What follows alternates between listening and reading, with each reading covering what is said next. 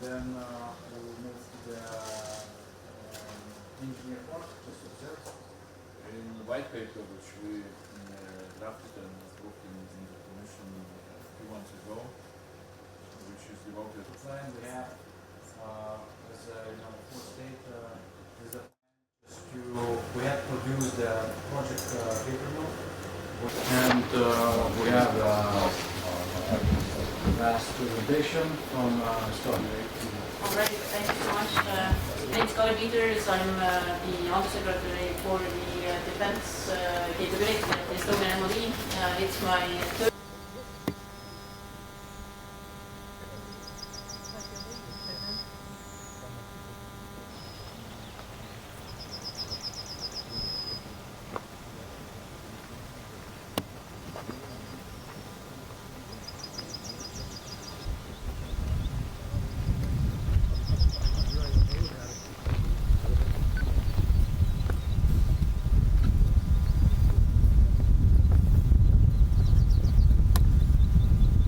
Rudninkai training area, and today we're going to have a press conference on the European Union's eastern border. So the topic today is the Baltic Defence Line and East Shield initiatives, as well as the European Union financial instruments allocated for their implementation. And to begin with, I'll ask Mr. Andrius Kubilius, European Commissioner for Defense, Industry and Space, to give a short comment in English and then a short summary in Lithuania. So please, Mr. Kubilius.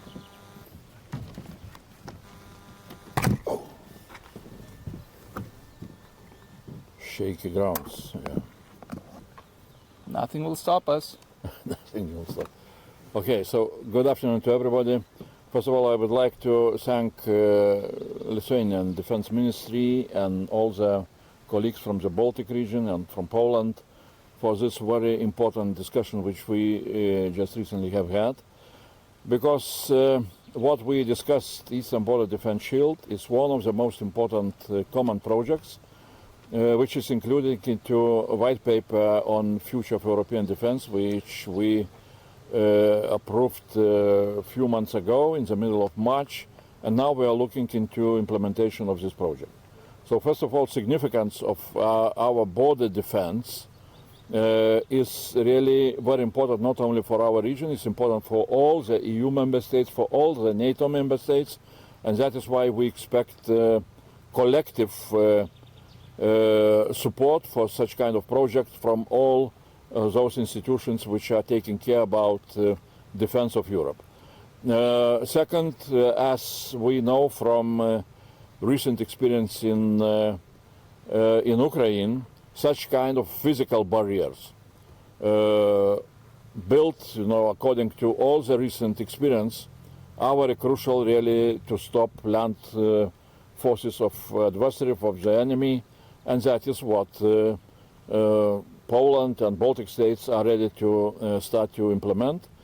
Definitely, next stage perhaps will be to look also into how to defend the border using electronic instruments, how to defend the border using drones and similar things. But it's very important to start implementation of this project in the nearest future.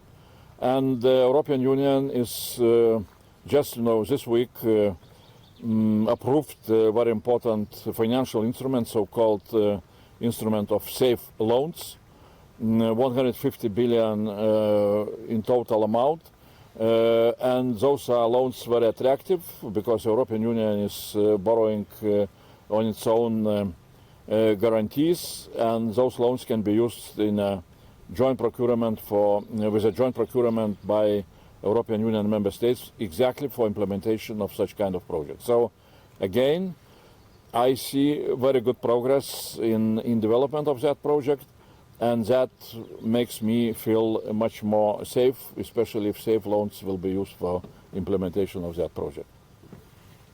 Ir jeigu galima trumpą pasisakymą lietuvių kalbą. Labai čia. Tai ačiū. Sveiki gyvi.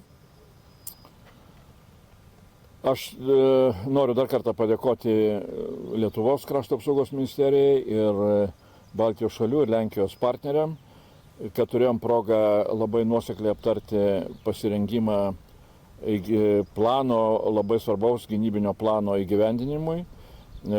Plano, kurį galim pavadinti rytų sienos gynybos skydo planas. Šis planas yra, kaip vienintelis tokio pobūdžio planas, yra aprašytas ir Europos gynybos baltojoje knygoje, kurią Europos komisija parengė ir paskelbė kovo vidury. Ir be abejo, toks gynybos planas jis yra svarbus ne tik tai regiono valstybėm, jis yra svarbus visai Europos Sąjungai, jis yra svarbus visai NATO, nes tai yra NATO rytų sienos gynybos vienas iš labai svarbių instrumentų. Šio instrumento įgyvendinimui bus galima pasinaudoti ir mes tikim, kad tai bus padaryta šalims šio plano įgyvendintojoms, tai yra Baltijos valstybėm ir Lenkijai, pasinaudojant naujai sukurtų finansinių ES instrumentų, taip vadinamų CESEE paskolų instrumentų, 150 milijardų eurų apimties finansinių resursų paketas jau pradeda veikti, šalis gali kreiptis ir gauti palankiam sąlygom paskolas. Na ir aš tikiu, kad šis projektas, kuris prasideda nuo gynybinių barjerų sukūrimo ant žemės, kad jisai toliau bus plėtojamas ir į kitus barjerus, tame tarpe ir elektroninius ir droninius barjerus, tam, kad tikrai ES ir NATO teritorija būtų tinkamai apsaugota. Ir kaip rodo karo Ukrainoje patirtis, būtent tokie fiziniai barjerai sukurti pačios Ukrainos tam, kad galėtų sulaikyti Rusijos agresiją, veikia labai ir labai efektyviai. And now we'll take a couple of questions either in Lithuanian or in English, if that's okay. Okay. Komisarė, kalbėjote apie CESEE instrumentą. Jūs šią savaitę dar viešėdamas Lietuvoje sakėt, kad Lietuva gali pretenduoti į nemažą paketą. Premjeras jau sakė, kad prašys iki 7 milijardų. Tai ar tikėtina tokią sumą gauti ir ar net turėtų planas būti galbūt ambicingesnis? Na, tai kiek Lietuva prašys, tai čia Lietuva gali atsakyti, bet viskas priklausys nuo to, kokius projektus Lietuva pateiks. Nes tam, kad gautų tas CESEE paskolas, reikia ne tik paprašyti, bet reikia pateikti labai konkrečius projektus ir tam yra skirtas gana ribotas laikas, 2 mėnesiai nuo dabar, nuo šitos savaitės, tam, kad būtų pateiktos paraiškos, po to 4 mėnesiai, kad būtų pateikti jau konkretus projektai.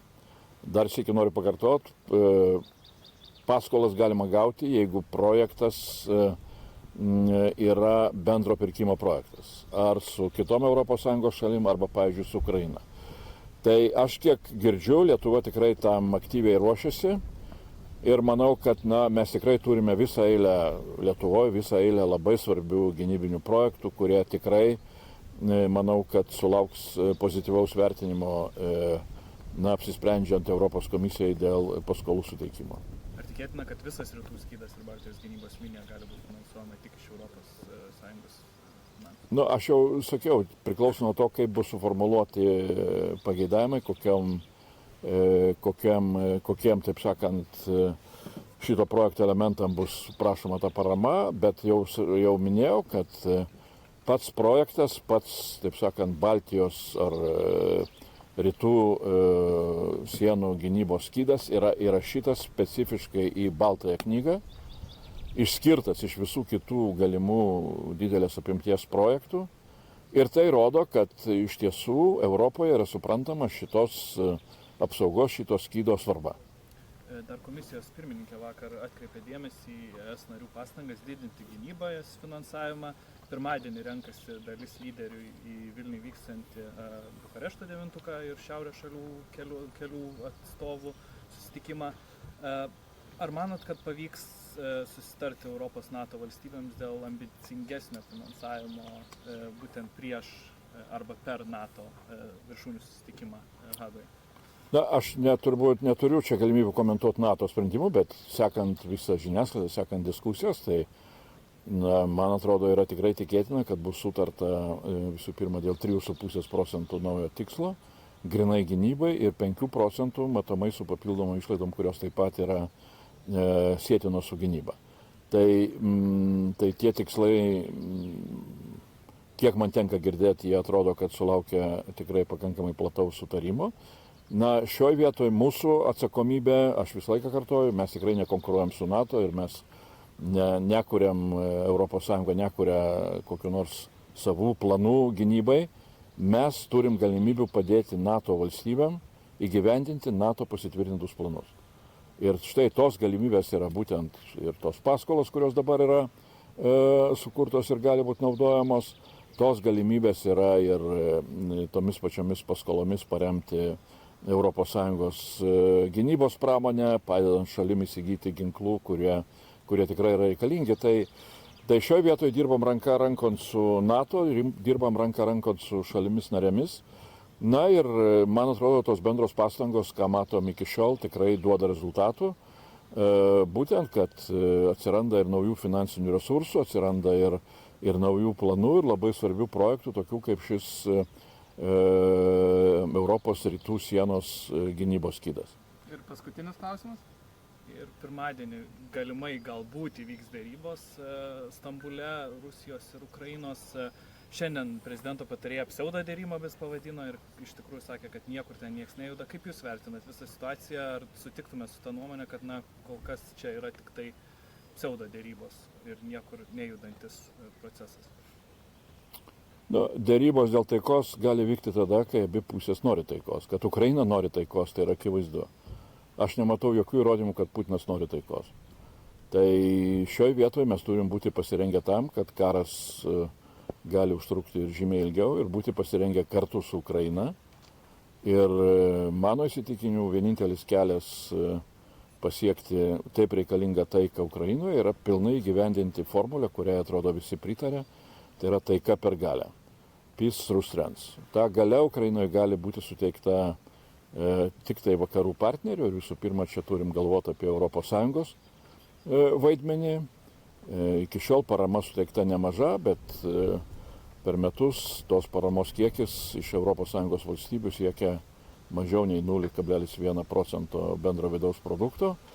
Tai tikrai galima rasti galimybių, kaip tai padidinti. Ir viena iš tų galimybių yra kaip tik šitos safe paskolos, kurias šalis narės gali paimti ir toliau naudoti bendriem pirkimam kartu su Ukraina, iš Ukrainos pramonės ir pačiai Ukrainai padėti.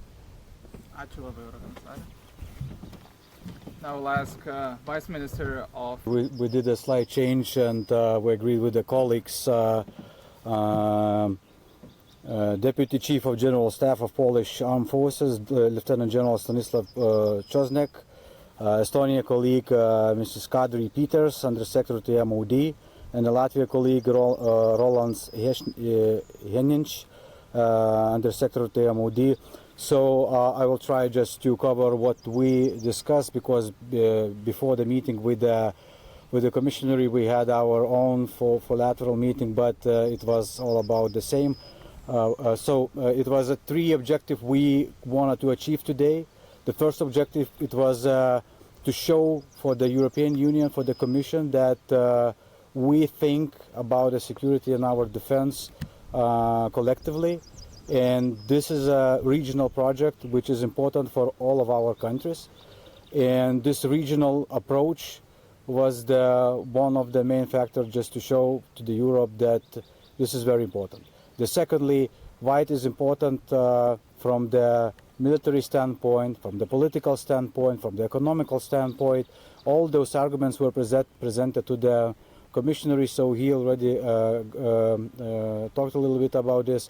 And lastly, we dive a little bit into the details of each state plans, what kind of the defense line elements right now we're thinking about and what is our perspective and plans. So each country presented to the Commissioner actually all those details, what and where we're moving to. So very important part was actually to talk and to present not just what the defense line, and you probably see this very good expression on the back of our colleagues' Baltic Defense Line and Eastern Shield. This is a common project which connects defense line as a one effort, as a one team. And first of all, to express that we are defending the European borders, and we would like to show the readiness and to deter the provocations from the threats from the Russia and Belarus. So also is very important to send a strong political signal that European Union is capable of securing its own borders as a priority whilst asserting and projecting the geopolitical influence. And there was a more why this project is important: invest more, better and together, providing the cross-border cooperation opportunities, address EU capability gaps, strengthen the European Union and NATO cooperation. So all of them were very important. The second, as I mentioned, it was European Union finance instruments which are available for this project, and we, as a 4 countries, expressed the willingness of participating in all those safe and other instruments, just to get all those required finances for this very vital and significant project of our region. So very shortly from our side and from myself. Galim ir lietuviškai. Tai sveiki visi, turėjom šiandieną 4 šalių, Lietuvos, Latvijos, Estijos ir Lietuvos susitikimą, kuriame dalyvavo Eurokomisaras. How much money you are hoping to get from the European Union mechanism, the SAFE mechanism? So right now, talking about this particular project, defense line, we have in common 10+ billion worth of projects. There's still a little bit time required for our Polish colleagues just to finalize their estimations, but now it's a 10 billion worth project. Do you think it all will be compensated by the European Union?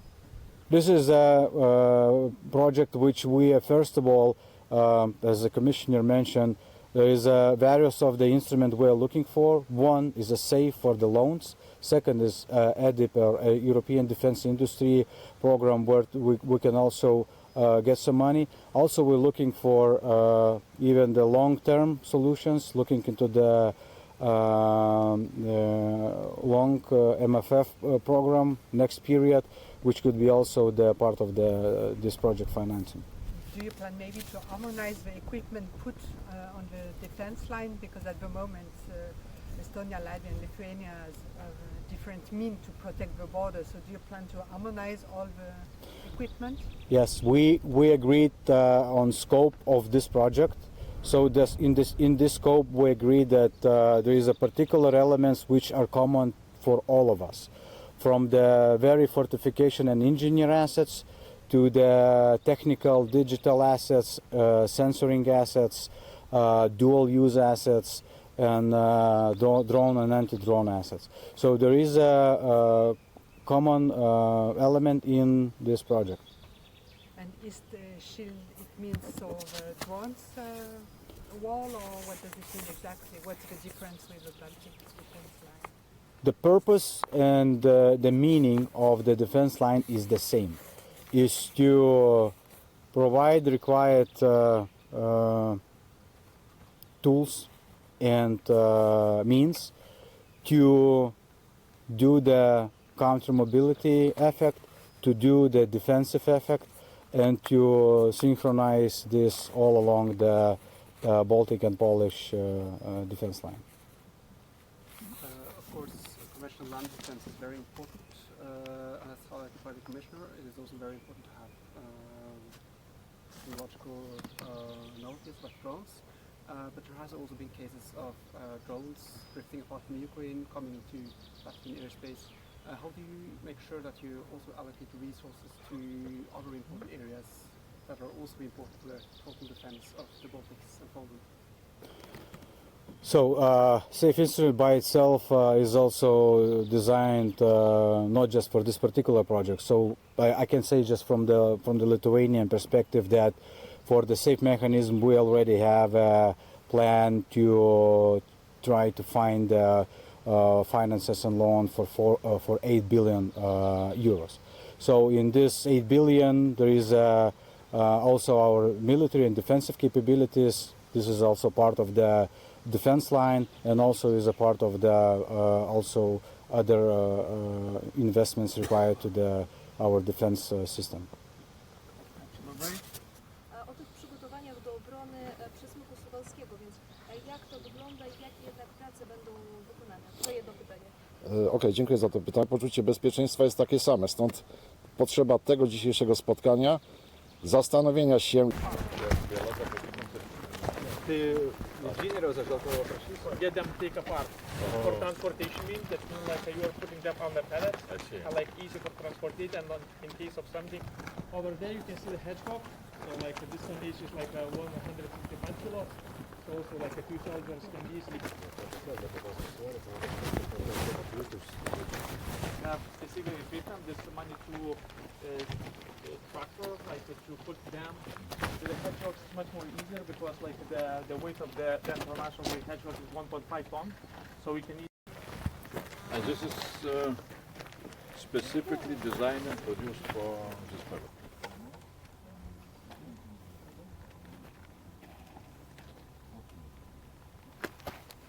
Have some protection. And the Spanish thing, which can be 160 kilos, the smaller one. The smaller ones like